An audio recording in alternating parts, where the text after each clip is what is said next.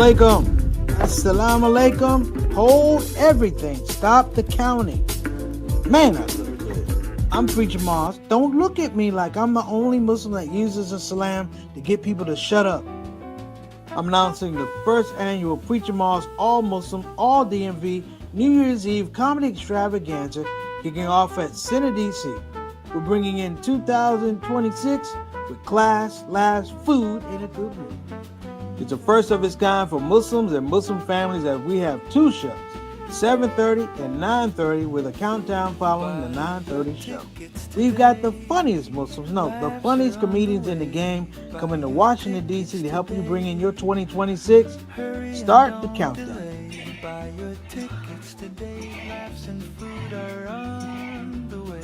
Stop, it's too early for the New Year's countdown. That countdown is for people to get their tickets. Tickets are limited, and we anticipate a sellout. Proceed.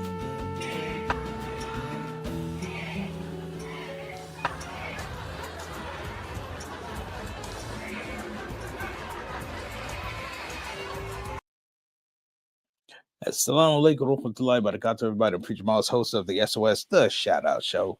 Man, we are 5 years and running. Listen, I hope that everybody's having whatever it is that constitutes a productive day, a productive moment, a teachable moment, good decisions, whatever it is that qualifies you having an excellent day. I hope you had that today. Our topic today is laughing to keep from crying. Now, I'm going to bring up some things, but I'm going to put them in story form. And when I say put them in story form, it is sometimes we have narratives that are so strong as the truth, we can't help but laugh at them. I learned this from jazz musicians when I was in my younger days, and it had so much to do with guys who knew what the rules were, knew what good decisions were, but somehow, some way thought that going the opposite direction would yield them a better result. That somehow going the opposite direction, like if you had to go 10 miles this way to get to town, they would go 15 miles that way, thinking, I'm gonna get to town. You're not going to get to town. There is something, as we used to say back in the 5%ers, Allah's mathematics. Listen, you can't change the value of 1 plus 1, nor can you change the value of 0 plus 0. Sometimes you just have to befit yourself. You have to understand that you've got to bow down to the realities that are around you. Now, I want to make a couple announcements really quickly before we get into it. As you guys know, I'm actually in Washington, D.C. Shout out to Chocolate City. We have 2 events going on here in Washington, D.C., and I am very proud of myself and my team. Just the inspiration to do it has come from yourself, our team here at the ShOUT Show, family members, and the like. It is really about, let's go out and own our culture. Let's live our culture out loud, and let's go out and own our culture. Stop asking and waiting for people to somehow recognize you as important or recognize you as valuable, or worse, waiting for people to celebrate you. We're not doing that anymore. And I'm going to go out here in the space, and I'm going to step out of my comfort zone, if you will. And we're producing not just one event, but 2 events. The first event is a Black Muslim Singles. I'm going to give you the title. It's Preacher Mars's first annual East Coast Black Muslim Singles Networking and Comedy Gala, to be held at Sweet Tooth Cafe Restaurant and Cafe in Southeast Washington. We're going to be at 2323 Martin Luther King Avenue, 7 to 10. Get your tickets. Now, here's the thing about this. Last week in Friday Reminder, I mentioned that we're doing this, and I also talked about the reasons that I felt it was important. That, you can't have culture if it doesn't produce. Meaningful culture produces. It produces community. It produces engines of industry. It produces social relevance and platforms for people. And so we're going out and we're realizing that a big engine, particularly of the African American Muslim community, is that we grow our community. Part of growing our community is having marriages, having families, having people in a situation where we generate leaders. We generate leaders, we invigorate leaders. This is the thing that I don't know if a lot of people understand. In fact, I have to go back and reframe this. Listen, a big part of the success of the African American community was that we grew a community of like-minded individuals. So this is not a thing. It's not a single hookup. Listen, this is a networking event. That's what I call it, networking. Learn to come out, talk to people, speak to folks. If you're there for business, they're there for business. Bring your business cards. We got comedy. We have food being served by Chef Steve Muhammad. It's going to be an electric atmosphere, and I hope that you're going to be able to come. That's number one. Number two, and I'm going to come back to this next week. If you are not able to afford a ticket, I will not turn anybody away because of financial hardship. This is where it becomes a community event. I'm not going to turn you away from because you don't have the funds. Listen, this is a tough time. It's okay. I understand. I've been there. So I sympathize with you. I empathize with you. We want you to come anyway. We're inviting everybody. Okay. And on New Year's, I'm gonna have the first ever Preacher Mars, all DMV, all Muslim, all DMV, New Year's Eve comedy extravaganza featuring myself and Yasmin Hardy. I got a special guest for the Black Muslim Singles thing. I'm going to tell you at the end of the show who's going to be. Some time to remind me so I don't forget who that person's going to be. All right. Appreciate it. So, getting to our topic today, talking about laughing to keep from crying. Laughing to keep from crying. All right. Buckle up. Let's get ready. Let's start the show. Thank you for tuning in.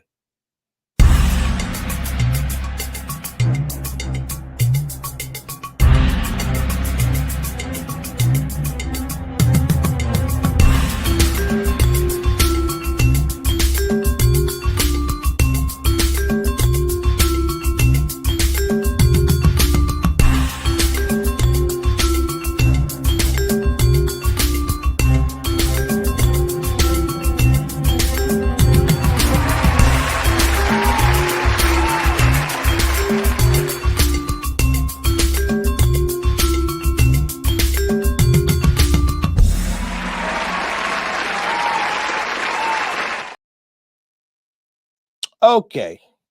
Laughing to keep from crying. Listen, that whole thing of laughing to keep from crying is a Southern notion. This rises up out of the plantations of the South and the moans and the oppression of people on slave ships going all the way back to Africa. This is laughing to keep from crying because you have to be able, in difficult times, to be able to find that little nugget of something to laugh or smile at. Okay? I remember, classic story. I remember I was in South Carolina, not South Carolina, I was in Southern. No, wait a minute. Satan, I can't remember where I was. Let me back up. I was in Northern California. That's where I was.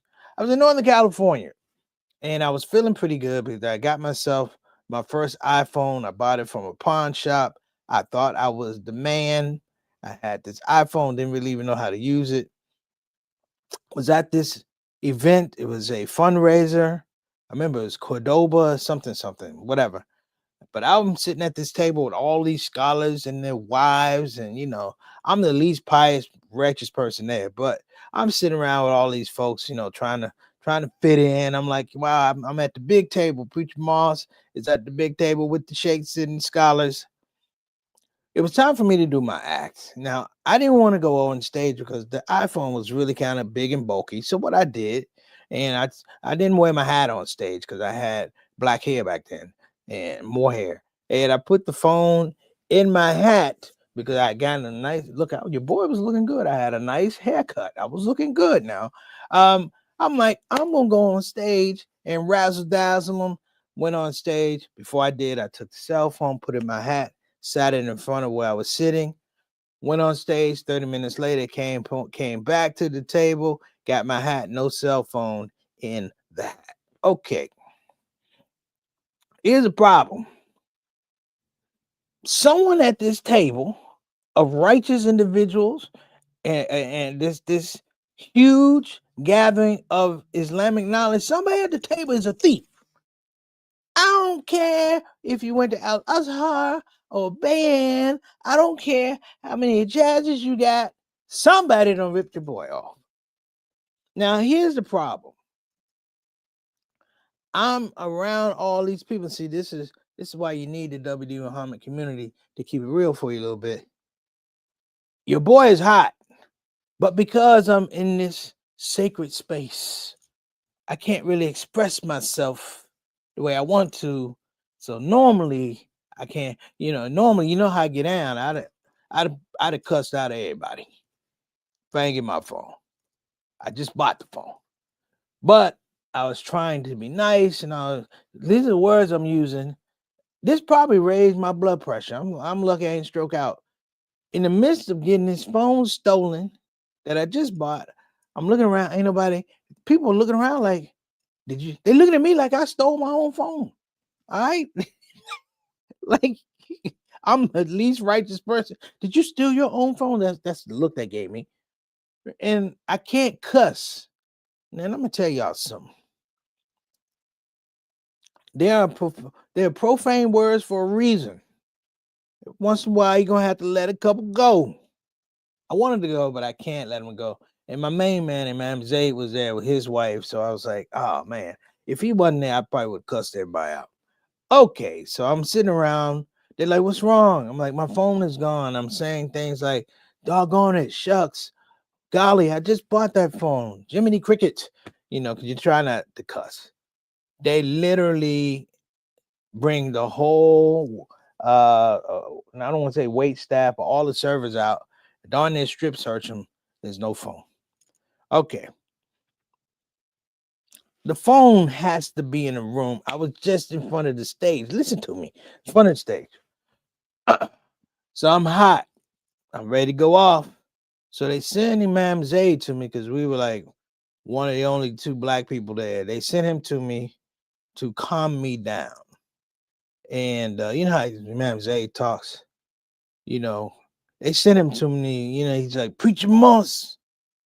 He says, he says, I got two things to tell you about your phone. I got good news and bad news.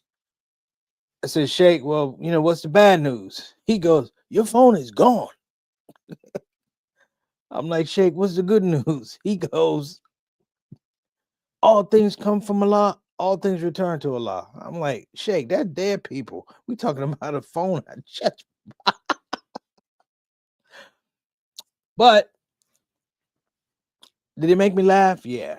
For about a minute, then I went about to being angry. But it brings into focus the fact that there are a lot of people out here. They don't understand laughter. They don't understand how to release. They panic. They're desperate people. They will steal your phone. They will take your card. They will take your credit card. They will take your identity. Some of them will take your life. So sometimes you have to be the counterbalance in the universe, if you will. For the person that smiles and grits their teeth, you got to laugh. I mean, it's all happened to us. We deal with situations. I'm not the only one. I remember I'm going to tell you a story about a young man. People, he was the worst thief in the world. And I hope he's watching, thief. This is how bad a thief he was. And I don't know if Satana, they have a school for thievery. Maybe an internship for robbing people or whatever. But it's not that he robbed from me, he stole from me. It was just the whole idea that he didn't practice, he didn't invest. If you rob from me, I don't expect to find out that you're the person. That's what all I did. So this is, and he was a little off now that I think about Satana. I think he was a little off. But he stole from me and went around and told all our little group after he stole from me.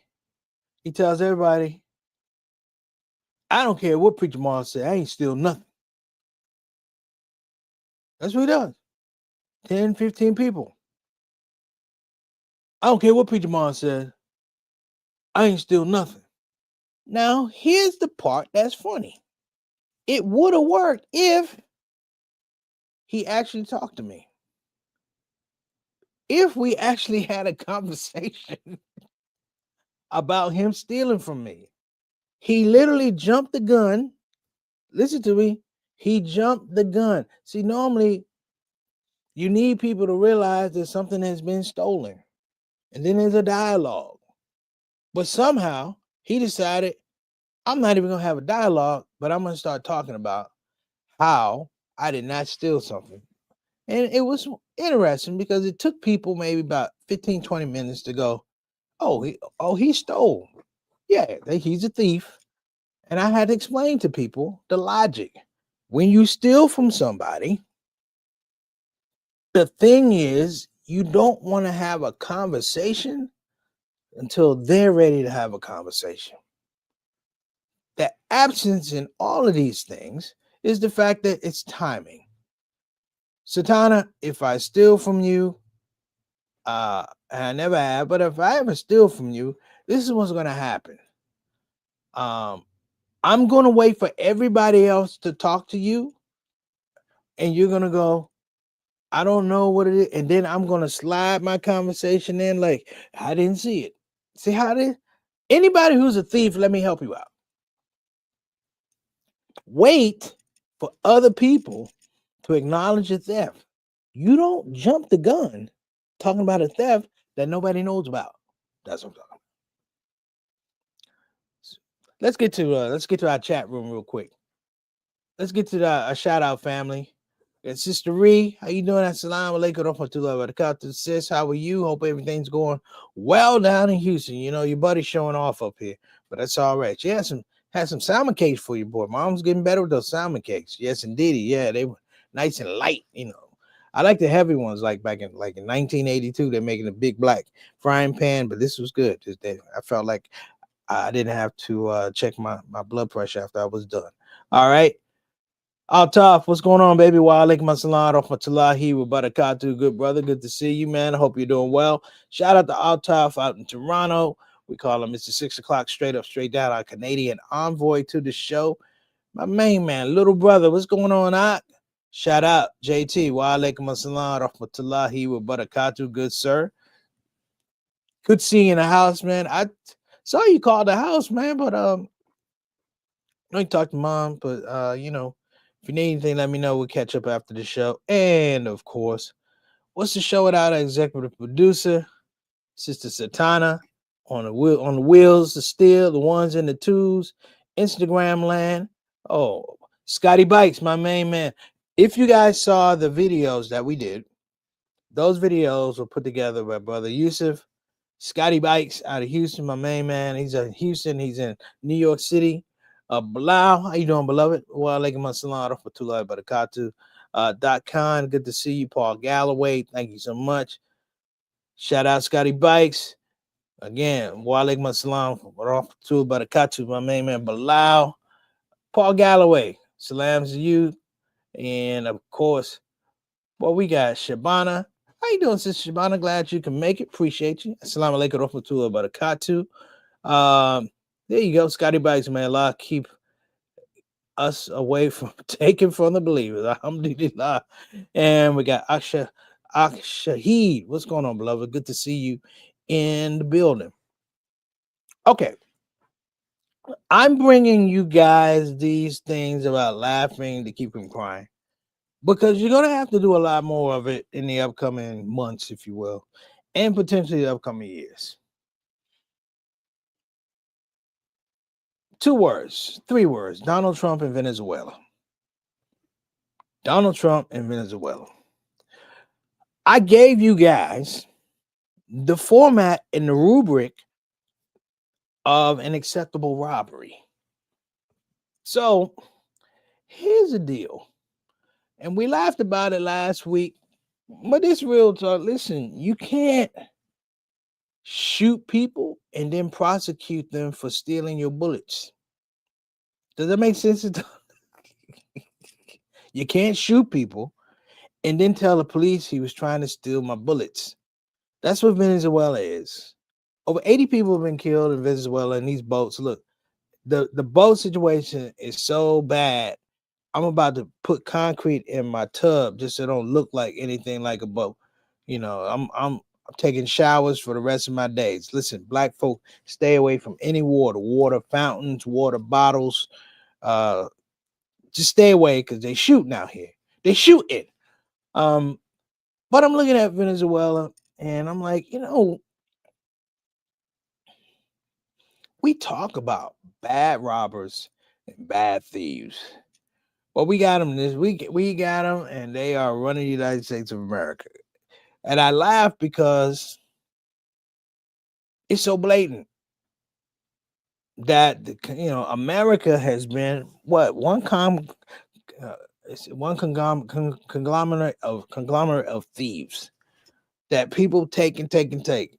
And then the worst part is when they can't take it, they make up laws that legally allow them to take it. Here's my point, though. On a spiritual note, I am asking people, beginning with myself, when you see these people attempting to do this, laugh out loud. Laugh out loud. It is demeaning to them. It is unsettling to them. But it's what we must do because somewhere, somehow, on the abstract of this whole thing, we must learn to celebrate the absurdity that we see. I didn't say respect it. I said celebrate it in your own special way because when you celebrate it, it's not as valuable. This is the thing about when people steal from you, and it has to do with a lot of psychology and things. The big thing about stealing for people is not that they took something from you, right? It's not that they took something from you. It's the fact that they were able to take it without you knowing or take it without you stopping them. That's deep. Without you knowing, without you stopping them. And so we have this going on right now. And I think about this all the time. Like there's a thing. You ever watch World's Dumbest Criminals? Satana, you ever seen World's Dumbest Criminals? Okay. Laugh to keep from crying. So these two criminals had a big bag of marijuana, right? The police were in hot pursuit. They didn't want to get busted with the marijuana because clearly they were going to go do time as a big black trash bag of marijuana. So when they were running through this alley, they decided to get rid of the evidence. So they took the big bag of marijuana and they opened a garbage bin and threw it in there and ran away. They waited for the police to leave the area and then they went back to retrieve their marijuana. But there was a problem. The marijuana had been removed. So basically, the criminals are now out of a big bag of marijuana. And they kept looking around, and they walked into this store. And there was a man at the counter. Old black man was at the counter. And he's like, "Can I help you?" Now, it's two of these guys, but they don't know how to say, "Hey, listen, we threw a bag of marijuana in a dumpster. Would you happen to find a big bag of marijuana? Talk to me." So the old guy, he was OG. He said, "How can I help you?" And they were like, "Yeah, we dropped something in the parking lot." Black guy go, "Old black guy, I ain't see nothing in the parking lot." "Look, I ain't see nothing in the parking lot." He goes, "I was out in the parking lot all day today. I was sweeping. I didn't see nothing." The guy goes, "Well, it was near the dumpster." He goes, "I've been around the dumpster. I ain't see nothing in the dumpster." So these guys are getting frustrated. But I don't think they're going to do anything to the OG because he looked like he had a gun as big as me up underneath the counter. So he said, "What y'all looking for?" He goes, "Well, we threw something in the dumpster. Now it's gone. We've been robbed." "Oh, man, so you been robbed?" He said, "Yeah." He said, "Hold on a minute." And he took his phone out and he called the police. And the police came around. And he said, "Officer, These two young men put something in the dumpster and said someone stole out of the dumpster. The officer said to them, he said, "Was it your dumpster?" They go, "No." He said, "Why you throw it in the dumpster?" They said, "We don't know." See right there? See right there? Satana. "Why you throwing it in the dumpster?" "I don't know." See, that's 5 years right there. I don't know in court is 5 years. They said, "Well, what was it?" He said, "It was some clothes and stuff." And he said, "Why are you throwing your clothes in a dumpster?" "Oh, yeah, I ain't really want them." See, that's another 5 years. See, the cop, that you're up to 10 years now. So the old man is like, I guess he was saying, "Look, I got to get out of here." He pulls out the bag. And the cop goes, "Is that the bag you're talking about?" One fool goes, "No." The other fool goes, "Yeah, that's it." Now, I didn't see what happened to him, and I'm hoping by the mercy and blessing of Allah, how many years they did in prison, they're finally out now. And they've given up throwing up bags of marijuana in the trash cans. My point is this. Gotta keep from lying, gotta laugh to keep from crying. Because the world around you, the world around us, not you or me, but the world around us has this sense of loss. And I said I want to talk about these things in a humorous way, but at a safe distance. And that distance is common sense. Common sense says, this is foolishness at its highest level. Yes, it is. But here's the deal. If we're not recognizing and calling out for what it is, like the old man did, picked up the phone, bought the police, he knew exactly what was going on. I ain't saying he's a street dude, but he might have been born on a Wednesday, but it wasn't last Wednesday. These guys sat here, much the same as my man that stole from me and somehow preempted everything by telling everybody. I told him, I said to him, I stole him. I was like, dude, we never even had that conversation.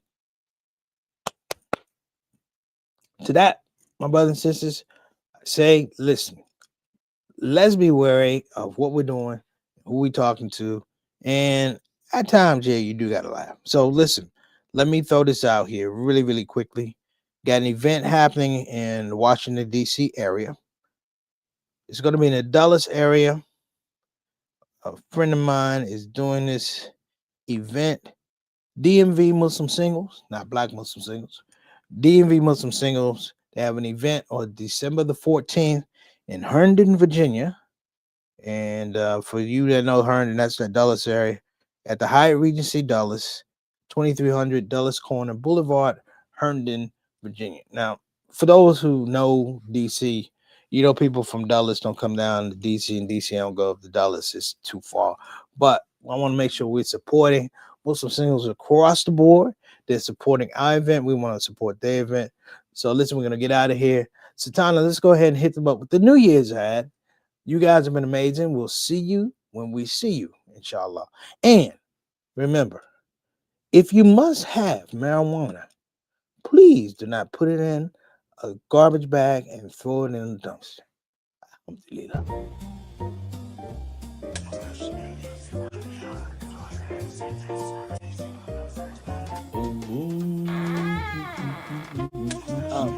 Chill out. The man ain't coming and this ain't right. This is an intervention and call to action for Black Muslim singles. In the name of Black Muslim love, I'm claiming December 27th, the first annual East Coast Black Muslim Singles Networking and Comedy Gala.